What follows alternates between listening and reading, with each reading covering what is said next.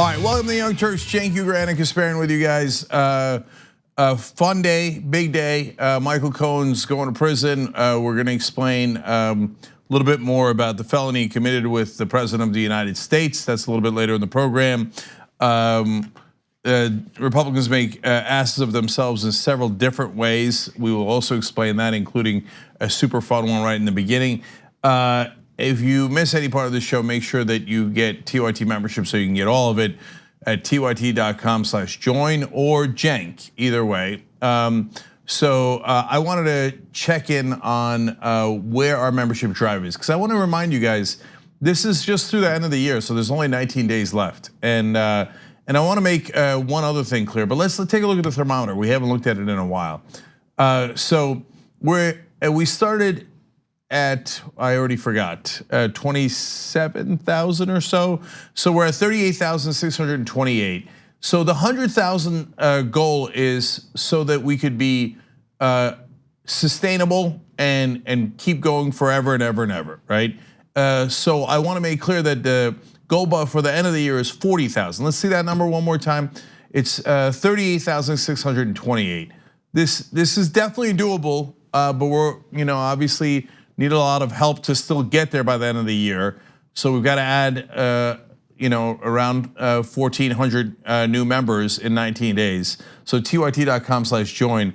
I mentioned my name because we're doing the host competition, starting to close in on Anna a little bit. Okay, so getting closer and closer. If you go to tyt.com/Cenk, I mean, there is some chance I could finish ahead of her right at the end of the whole thing. And did God, you say finish her? I did accidentally say that, didn't I? I'm gonna finish you. Okay.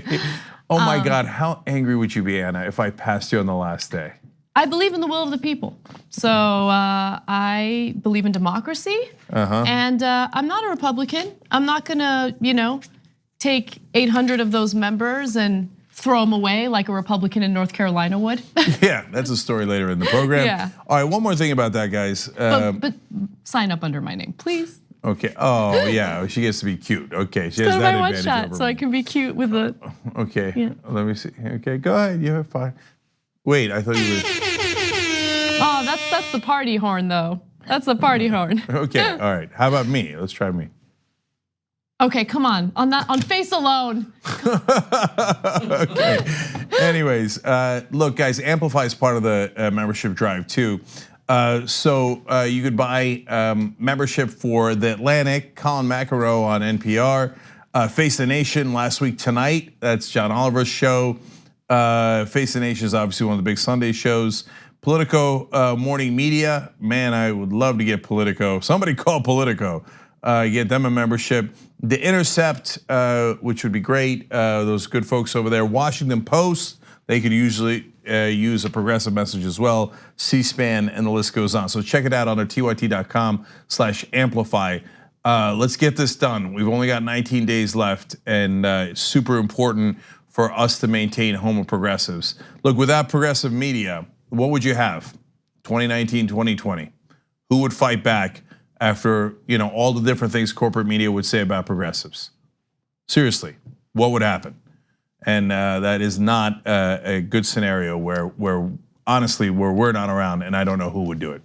Okay, so Anna, let's do it. But before we get to the story, actually my favorite story of the day is at the top. I also want to just quickly mention something that you had promoted on the show quite a bit yesterday. A new member of our podcast network, Mr. Hanauer, who's doing a podcast called Pitchfork Politics, I believe. Yes, although I like that Economics, I apologize, Nick Hanauer. Oh, what did you say? I think I said politics. Oh no, it's Pitchfork Economics. I thought you said pitchfork, which also would be appropriate. I did, but that was a mistake. But okay, so I just want to quickly say something. I love podcasts. So when Cenk mentioned it, I immediately listened to it on my drive home from work last night. It is fantastic. I told you. It's so good, okay? I told you. Please check it out.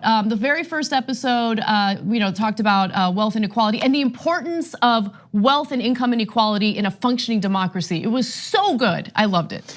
And Larry Lessig's podcast about How to Get Money Out of Politics is coming too. He's a Harvard Law professor and the godfather of the money out of politics movement. So we got some killers on our podcast lineup, including the legendary Anna Kasparian. Well, I am podcasting my show, but it's once a week, and you should check it out if you get a chance. But again, shout out to Nick Hanauer because I really enjoyed his show. Right, yeah. And of course Anna's show is No Filter. All right, what's next, Anna? All right.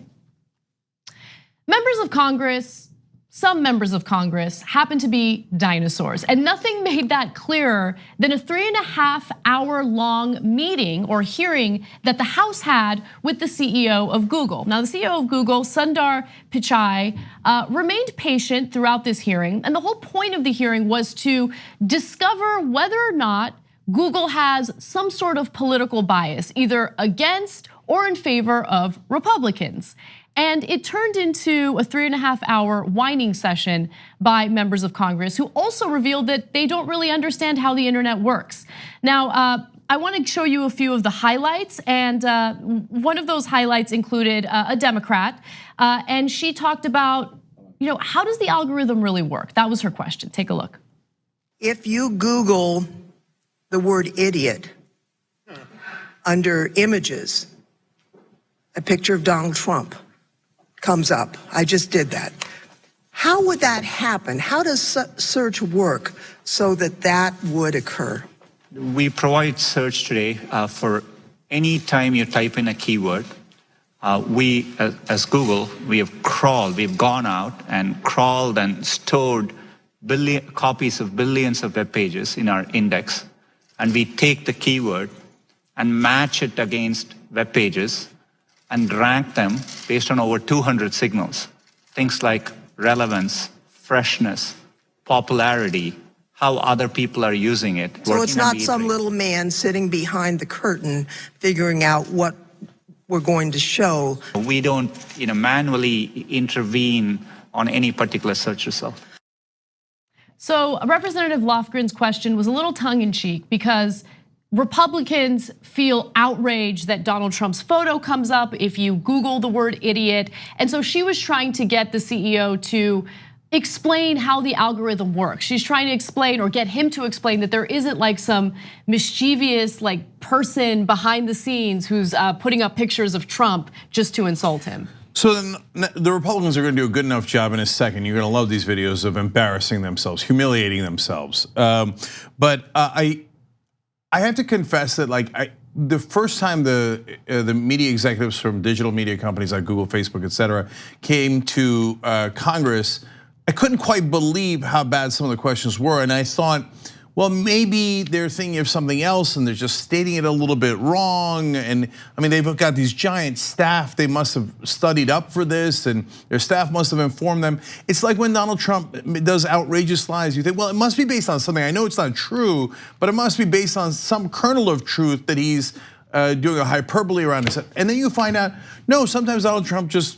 makes up things out of whole cloth, just pulls them out of nowhere, right? Figment of his imagination. And with Republican legislators, some Democrats too, but mainly Republicans in this case, they really have no idea how the internet works. No, it's almost unimaginable to you and me. They think that Google wants to put Donald Trump's picture under idiot, so they just go, okay, the CEO's like, all right, somebody take the picture of Donald Trump and put it under it. No, you morons, your picture should come up under idiot. Of course that's not how it works. As he said, there's 200 different factors that go into the search algorithms. The reason that Google won the internet is because their search engine is the best by an order of magnitude. And why is it the best? Because it gives the results that people are looking for. That's why it beat all the other search engines. And so it is based on the search patterns of actual individuals. In fact, a great example was the last time around, Republicans complained, well, when you type in California Republican Party, a Nazi shows up. That's because the Nazi was leading in the California Republican Party Senate primary. So what Google showed you the results that everybody searched for, which was in one poll. This guy who was an avowed Nazi in the Senate race in California was polling the best among Republicans. He polled at 18%. So everybody was amazed by that. And so they kept Googling California Republican Nazi, right? And so that's why it showed up high. And they're like, who at Google ordered us to be called Nazis? Oh, you morons. Right. Well, look, one thing that I want people to kind of pay attention to as we show you these clips and give you some of these graphics is that, this isn't a hearing meant to tackle what I think is a bigger problem. And that bigger problem is thought bubbles. Thought bubbles that keep reinforcing our preconceived notions or our opinions or our perspectives on everything, including politics. So if you're searching for or reading content that leans either to the right or left, Google's search results will keep feeding you stuff that reinforces what you already like and what you already believe. So these thought bubbles, I believe, are problematic because they lead to further division in the country. I mean, we have different perspectives and we live in different worlds because in this new digital era, we're only seeing things that Google thinks that we want to see. I argue that that is a bigger problem. Instead, this turned into a huge vanity project, an ego boosting mission for our members of Congress. And unfortunately, at the same time, they embarrass themselves by proving how little they know about how the internet works. Now, I want to give you a few more examples, okay? Now, Steve King is about to, just watch the video, take a look. I have a 7-year-old granddaughter who picked up her phone before the election and she's playing a little game, kind of game a kid would play, and up on there pops a picture of her grandfather. And I'm not gonna say into the record what kind of language was used around that picture of her grandfather, but I'd ask you, how does that show up on a 7-year-old's iPhone who's playing a kid's game? Congressman, iPhone is made by a different company, and so, I mean, it might have been an Android. It was a hand-me-down of some kind. I'd ask. I'm happy to follow up and understand the specifics. There may be an application which was being used, which had a notification, but I'm happy to understand it better and clarify it for you. Okay. So it's hard to hear in that video, but people in the room laughed when he's like, iPhone's made by a different company. Sorry, I don't also control iPhone, okay? I mean, this is so embarrassing. And look, I think that one of the best things that came out of this was Alexandria Ocasio-Cortez's reaction to how Steve King embarrassed himself during this hearing. Because Steve King is one of these right-wingers who keeps dismissing AOC as if she's in over her head, she's not intelligent enough to be a member of Congress, she doesn't know enough, right? And so what did Alexandria Ocasio-Cortez tweet in response to this? I wanna share it with you because it went viral for a good reason, obvious reason. She said, Republicans, she doesn't know what she's talking about, also Republicans. And then she shares the headline featuring Steve King mixing up iPhone as a product that Google sells. Yeah, so first of all, Alexandria Ocasio-Cortez sent in a video for our special tomorrow night that is going to be 8 to 11 p.m. Eastern on what should be the progressive agenda for the next 2 years. Ro Khanna is also going to be on it. Kyle Kulinski, Jimmy Dore, Rosario Dawson, Nomiki Khan, so many others will be on tomorrow night with us right here on tyt.com/live. You should check that out for what the agenda of progressives are going to be for the next 2 years. And we're trying to do that here as Homo Progressives. Obviously, tyt.com/join to become a member and support the Homo Progressives. So now back to Steve King. I actually think that the dumber thing might be the idea that even if it was a Google product, that Google somehow is purposely serving Steve King's granddaughter things that are against Steve King. Like that, he's got way bigger fish to fry. Right. Right, so that's the CEO of Google. Well, you're asking him, why did something pop up on a random phone? How in the world could he possibly answer that? What are you talking about? And is the implication like, is Google trying to send my granddaughter a picture that has bad language about me? Google doesn't do that. You're so stupid. It has nothing to do with Google. You know who sends your granddaughter negative PR or negative publications, negative anything about you? You do. On a daily basis with your white supremacy, with your Nazi-like comments. I mean, Steve King, all of these lawmakers who are complaining about Google are complaining about articles that are being published about them that shines a negative light on some of the things that they've done and said.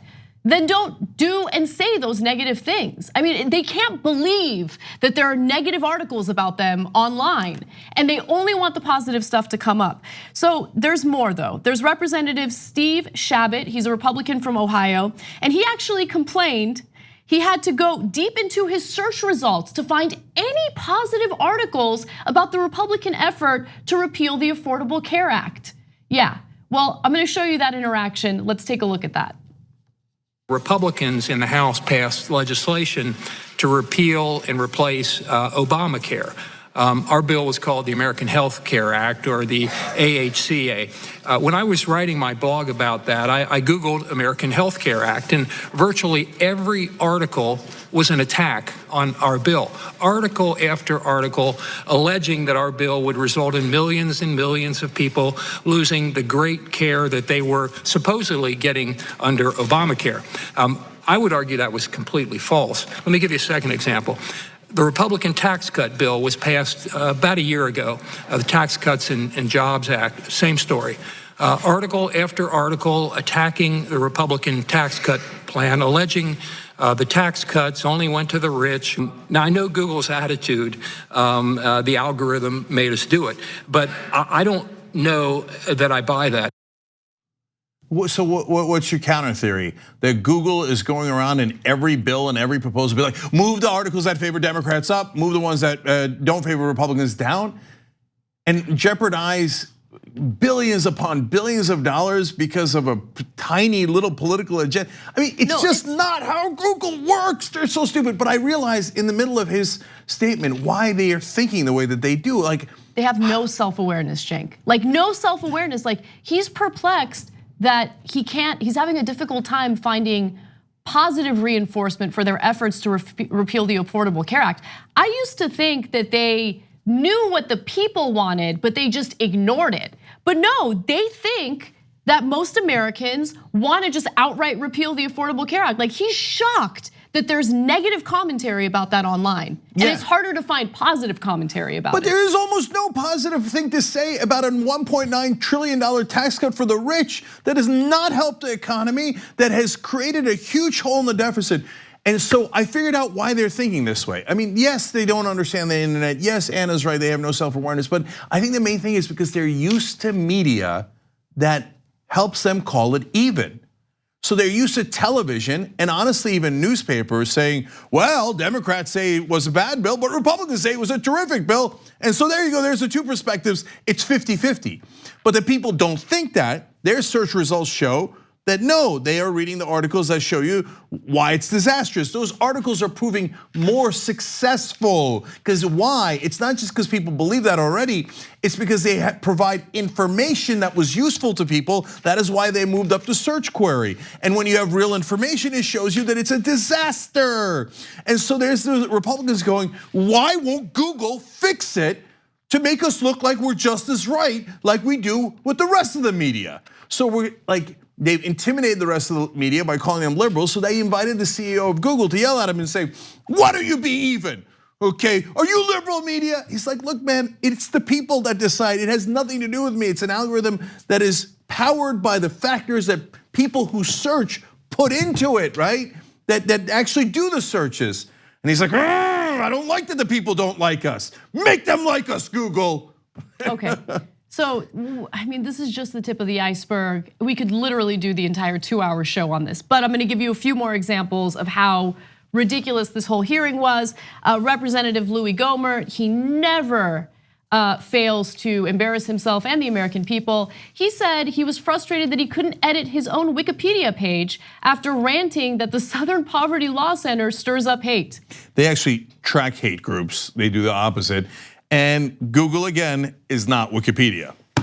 And you shouldn't be able to edit your own Wikipedia page because then Wikipedia would be completely worthless. Because look, if I could edit my own Wikipedia page, it would be the most glowing Wikipedia page of all time, right? I'm glad that I can't do that because people who do look at that should get a real, view of who I am, what I've accomplished, whatever it is. It's the same thing. Why won't Google fix things, rig things on behalf of Republicans like the rest of the media does?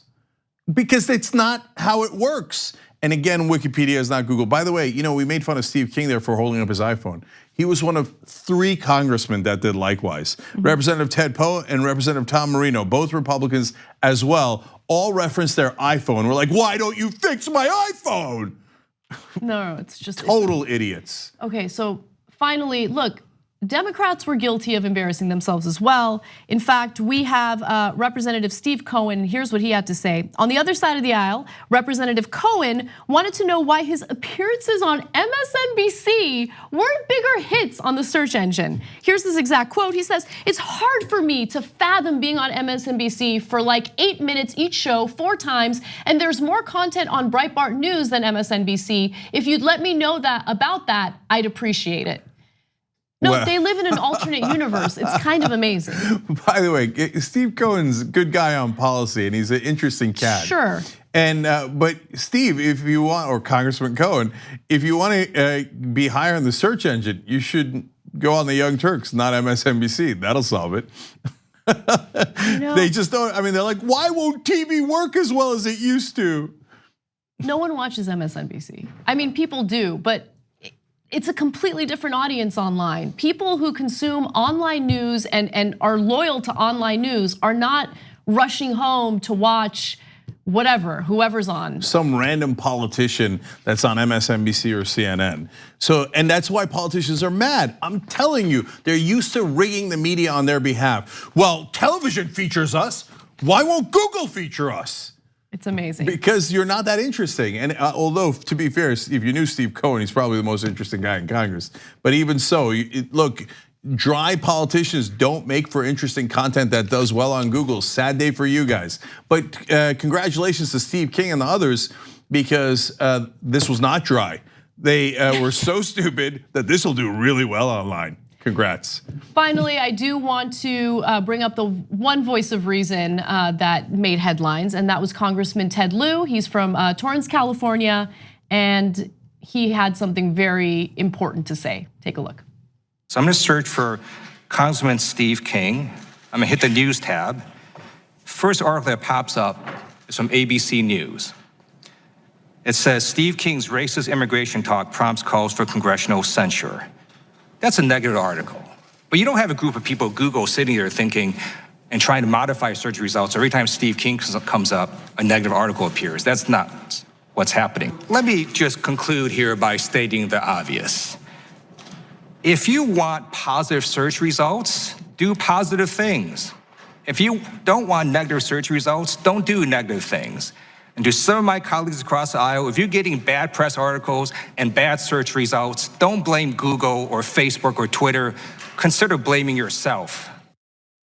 There you go. Finally, a US congressman that understands how the internet works. And look, we're out of time, so I'm gonna save one more story for the post game where we do members only content about why Steve Bannon would have been particularly driven crazy by the hearings today, which is awesome, and I can't wait to tell you guys. tyt.com/join to become a member, and we'll tell you that story.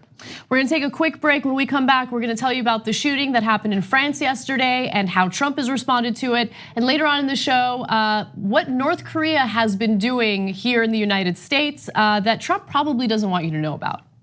We hope you're enjoying this free clip from the Young Turks. If you want to get the whole show and more exclusive content while supporting independent media, become a member at tyt.com/join today. In the meantime, enjoy this free segment.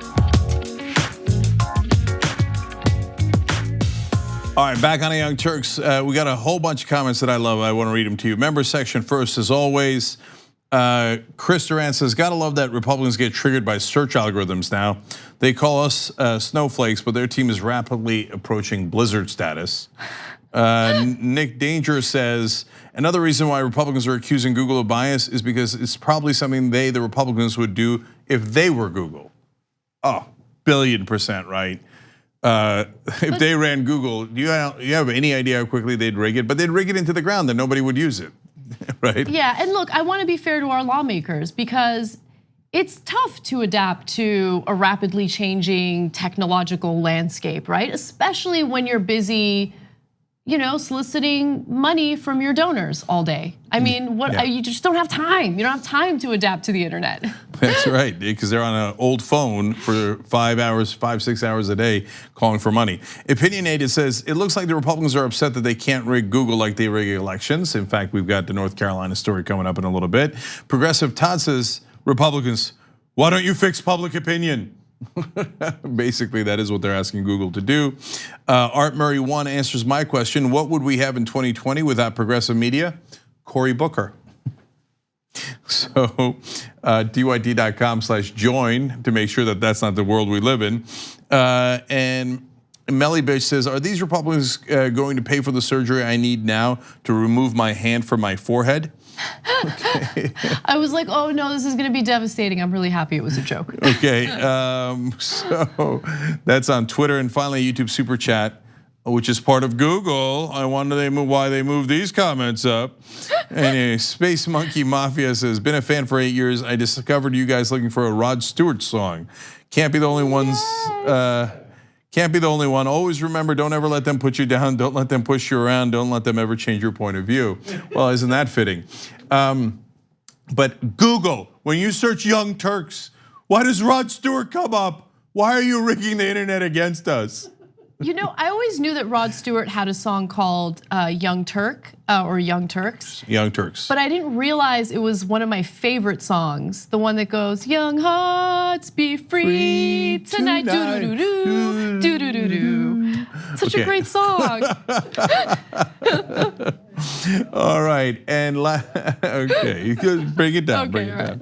And last one, Shuyun1111 writes in, if you were a superhero, which universe would you be in, like Marvel or DC, and what superpower would you have? Okay, that is too long a question, but bless your heart, I love that question. Let's do it in the post game. Okay, so for the members, tyt.com/join, become a member, and here our answer to that. I was in an last week's old school episode. I was having a little bit of fun with people who say that they have superpowers. Like my superpower is pushing paper around. Okay, we'll talk about what superpower we'd like to have. We always try to give extra for the members. And by the way, speaking of that, you guys can name things around the studio. So this is part of our membership drive, which is gonna end at the end of the year. So in other drives that we've done, people have named things around the studio, including the camera I'm looking at. Anna's chair was named by Jeff, right? Here we go. Yeah, Jeff Manzer named it in an earlier drive. This is the Nick Wild chair, the one that I sit on. So tyt.com/amplify. If you give $2,500 or more, you greatly help the show. We turn it into memberships and give it to people in the media or in journalism schools, etc.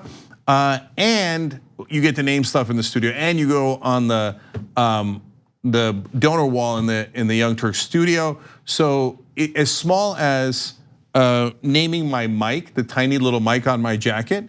So that's $2,500. It's not like it's worth $2,500, although with equipment these days maybe, but it's obviously to help the show, home of progressives, independent media, plus get our message out, plus it's fun to have my mic named after you, okay? So, and then there's giant ones, like I think for 50K you could name the whole universe. No, the studio. And so the Young Turks studio would be named after you.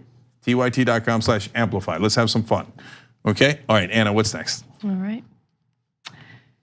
There was a tragic shooting in France yesterday, and unfortunately that shooting is now being exploited by our president, Donald Trump, for political purposes. But to give you the updates on what occurred and what's currently happening, police and soldiers are still looking for the perpetrator. He's a suspected extremist who sprayed gunfire near one of Europe's most famous Christmas markets, killing 3 and wounding at least 13 in the eastern city of Strasbourg. Now, 8 of those injured are said to be in critical condition. Also, police union officials identified the suspect as Sharif Chakat, a 29-year-old with a thick police record for crimes including armed robbery. So he has a record in several countries. In fact, the suspect had 27 criminal convictions in France, Germany, and Switzerland. And it is said that he was radicalized while he was behind bars. He is a French-born citizen, so this is not someone who immigrated to France. But with that said, he did commit crimes in various European countries. He was convicted of robbery in Germany in 2016 and sentenced to 2 years and 3 months in prison for breaking into a dental practice and a pharmacy in 2 German towns.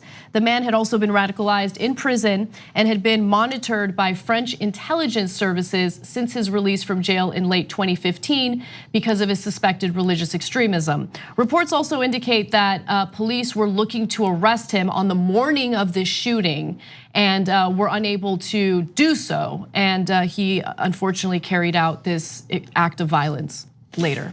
Yes, and so a couple of things here. I want to be clear. He was born in France, as Anna said, but his parents, if you go all the way back, are, in fact, I don't even know if it's his parents, but his family, if you go all the way back, has Moroccan roots. And so, look, if you're unfamiliar with the ethnic background of folks in France, there's, yes, a lot of folks that were born in France whose family originally came from other places, including North Africa. For example, one of the most famous French people alive, Zinedine Zidane, arguably the best football player in the world for quite some time. And so when it's Zinedine Zidane, of course, everybody is proud, right? And in a situation like this, people are of course horrified. But to generalize on only this news obviously would be preposterous, which is why, of course, not only all of the right wing, but our president is doing that as well. Right, so let's get to that. In response to this shooting, Donald Trump decided to exploit it as a way to push for the $5 billion he demands to fund his border wall. He says another very bad terror attack in France. Let's just stop right there. The French police are being very careful in how they are characterizing this attack. They say potential terror attack. They still don't know what the motive is. Now, of course, people are gonna speculate that it's a terror attack. Obviously, Trump is doing that here. But again, I mean, as the president of the United States, you should be a leader and just hold for a second until it's confirmed as a terror attack. I mean, it's different to be a commentator or someone who does news analysis. It's another thing to be a leader of a country like the United States. But anyway, of course, he's gonna call it a terror attack right off the bat because it's gonna serve his purposes. He also says, we're going to strengthen our borders even more. Chuck and Nancy must give us the votes to get additional border security. But this attack was not a result of an immigrant coming into France and carrying out an act of violence. He was born in France. This has nothing to do with immigration. Now, it has a lot to do with how people get radicalized. Clearly, he was radicalized while he was behind bars, which completely defeats the purpose of putting people in prison. But that's not something that's convenient for Trump. It's not gonna help him with his political narrative, so he's gonna go ahead and make this about immigration. Yeah, look, if you try to find rational reasons for the shooting so that you could prevent further shootings, that's a super legitimate conversation. So there are a couple of different avenues there. This guy was arrested 26 different times before this, and having nothing to do with terrorism, armed robbery. There's robberies in Switzerland, Germany, France. He's a lifelong criminal. Now, when right-wing terror attacks happen in the United States, every time, not only the right wing, but the media jump in and go, lone wolf, just a crazy guy, right? Now, I got news for you. People go and shoot people in markets are all crazy guys. So this guy was a bad guy for a long time. There's a common criminal in France, and now he apparently got became more extreme in prison and then did this. So if you want to look at his criminal track record and what led to that, that's a fair question. By the way, you can go liberal or conservative. Hey, did he get radicalized in prison and hence they didn't do a good enough job of rehabilitation in France as they do in Norway? That's an interesting question. But also an interesting question if you're a conservative is, hey, he served about 4 years in prison. 26 robberies and he only served 4 years in prison. It's a legitimate question because you're actually talking about the root causes of what happened here. He used a gun. So, what are the laws in France related to how easy or difficult it is to get guns? You can make legitimate arguments on both sides, I guess. I think that, of course, in America, it's super easy to get a gun. It's probably much harder in France. So that's an interesting conversation. And finally, the religious extremism is also an interesting conversation, saying, hey, how can we prevent radicalization? And so I would join you in that conversation and in that effort, because no one wants radical religious extremists in any direction, right? But if you just take the one element that Trump's talking about, his ancestors at some point were immigrants. By the way, so was yours. Your mom was an immigrant, Donald Trump, right? So, and then go, aha, that's it. I found it. He's the other. Well, that means you're not trying to solve the root cause of the problem. As usual, you're using it for demagoguery to drive hate, which is ironically what the terrorists wanted to do. And Trump also likes to take world events and purposely misinterpret them or twist them to, basically puff up his own ego. And I'll give you another example of that from this week. So the yellow vest demonstrations in France. Now that was a protest not just about the fuel tax, although the fuel tax was the straw that broke the camel's back. It was about economic inequality and injustice. Now you have Emmanuel Macron repealing the wealth tax and then implementing regressive taxation that disproportionately negatively impacts the middle class and the working class. So that's really the heart of that protest. And Donald Trump instead comes out and makes it about him and says, no, the people of France want me. So in response to the yellow vest protest, Trump tweeted falsely claiming that thousands of citizens had taken to the streets to say no to the Paris Climate Agreement of 2015, and in doing so, to honor Trump. Yeah, that's why they riots in France. They're like, we are not honoring Donald Trump enough. Who could possibly believe that? Trump believes it, it's insane. Yeah. He even tweeted that they were chanting, we want Trump, and that he loves France. By the way, think about that. So so those riots are interesting and disconcerting in a lot of ways. And of course, the real reason for it is people rebelling against neoliberal principles of trickle-down economics and the wealth inequality. And the French rush to the barricades a little quicker than we do, which has a significant upside and obviously has downsides. But you should be concerned because there's things that are being burned and there's rocks being thrown and it's just there was looting. Looting. It's a deeply concerning situation. Donald Trump looks at that and doesn't say, "Oh, that's rioting. That's bad. Oh, there's concerns about security." He looks at it and goes, "They honor Trump. Me like riots. Me like riots when they say Trump. It's me." Who even takes credit for that? I mean, what a crazy thing to take credit for. That's the maniac we have in office. So us even trying to ascertain why he tweets about a terror attack or a potential terror attack in France is preposterous. He's irrelevant. He's a buffoon of the highest order. So lastly, on again root causes and how bad things are in this country, France sent 350 officers to try to track down the shooter. And it got international attention because my God, original reports were that 3 were dead and 13 were killed. Now some are saying that 2 are dead and 1 is in a vegetative state. But let's say 3 dead, okay? So that's a huge international story. Do you know how many times we've had a shooting in America this year with at least 3 killed? 46 times. Wow. Just this year, okay? So for us, that's just Tuesday, because in Europe, where they have much tighter gun control, it's a shocking news story, a massacre of that magnitude. Here in America, we're like, oh yeah, it's another massacre, no big deal, let's just move on. That's number 46, and tomorrow will be number 47, and on we go. And then we talk about terrorism. That's such a great point, yeah. We terrorize ourselves with this insane gun laws that allows for endless massacres. So France, we feel your pain. I hope you feel our pain. We have got to get our corrupt politicians out. We should be not rioting, but protesting a lot more in this country, because it's not just the wealth inequality. These kind of things, aided and abetted by corruption, are literally killing us here in America. We got to take a break. When we come back, Mike Pompeo gets held accountable by people that you would least expect, and it was fantastic.